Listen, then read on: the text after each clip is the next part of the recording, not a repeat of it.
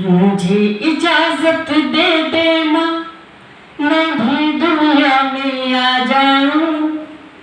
मुझे इजाजत दे दे माँ, मैं भी दुनिया में आ जाऊं। जन्म जन्म के कर्मों का इस देह से कर्ज चुका जाऊं। जिसको तरसे देवी देवता वो मानव तन पा जाऊं।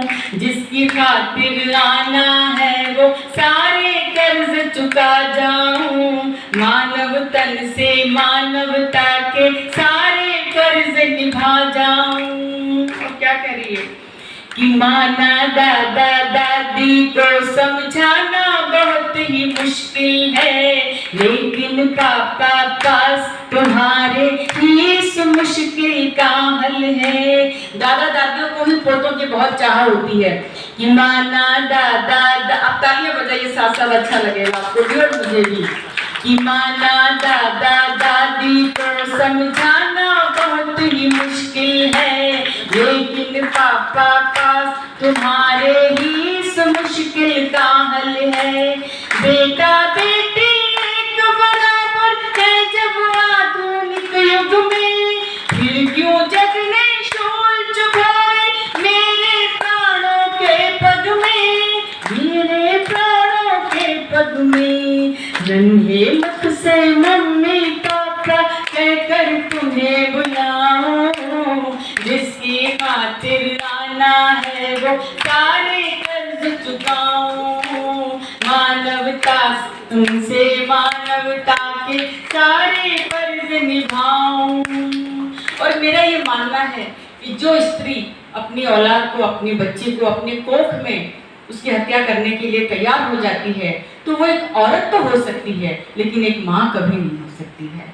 तो पंक्तियां पढ़ती हूँ, बच्ची क्या कह रही है देखिएगा। कि कोख तेरी पावन मंदिर माँ, इसको कब्र बनाना ना। कोख तेरी पावन मंदिर माँ, इसको कब्र बनाना ना। इस पावन मंदिर में ही ढलता मानव तन का बाना।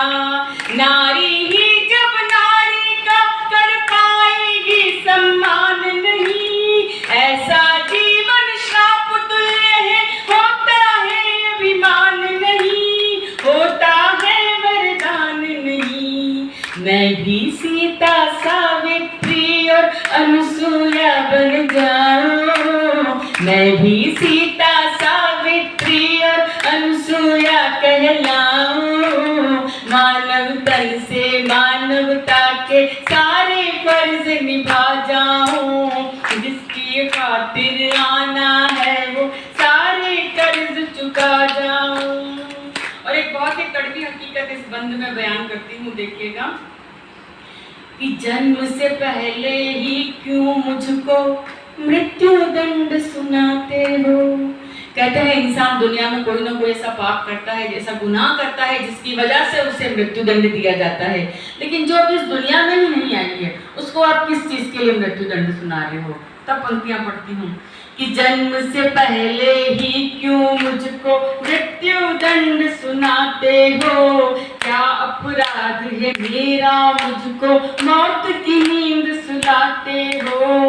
और कड़वी सच्चाई कि क्या अपराध है मेरा मुझको मौत की नींद सुलाते हो।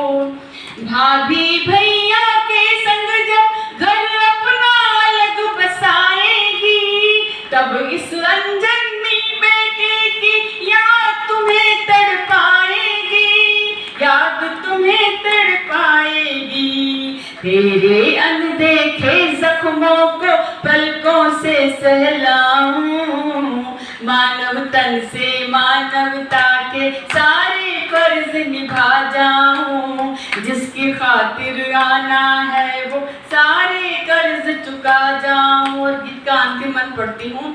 कहते हैं ना कि 84 लाख योनियों से गुजरने के बाद में इंसान को यह मानव तन मिलता है, और इसी तन के लिए देवी देवता भी तरसते हैं, और इसी मानव तन में आकर ही हमें ये अधिकार मिलता है कि हम अपने अच्छे कर्मों से अपने आने वाले जन्मों के लिए हम कुछ अच्छा कर सकें। लेकिन यही तन जब हमसे बच्ची से छीन लिया जाता है, दुनिया में आने से पहले ही जब उसे खत्म कर दिया जाता है, तब ये बंद पड़ती हूँ। आखिरी देखिएगा कि 184 जून के बाद है दुर्लभ मानव तन मिलता, मानव तन में ही विवेक और ज्ञान का दीपक जलता है।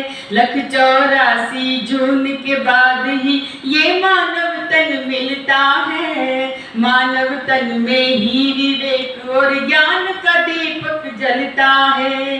मुझको भी सत्कर्म कमाई करने का हक दे दो ना, साथ मेरा वापस इस दुनिया में आने तक दे दो ना, आने तक तो दे दो ना।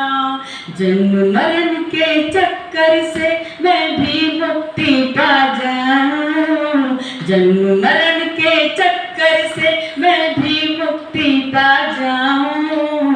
जिसकी खातिर आना है वो सारे कर्ज चुकाऊं। मुझे इजाजत दे दे माँ, मैं भी दुनिया में आऊं। जिसकी खातिर आना है वो सारे कर्ज चुका जाऊं। जिसको तरसे देवी देवता वो मानव तन पा जाऊं। जिसकी खातिर आना है वो सारे कर्ज चुका जाऊं। मानव तन से मानवता के सारे फर्ज निभा जाऊं। बहुत बहुत धन्यवाद।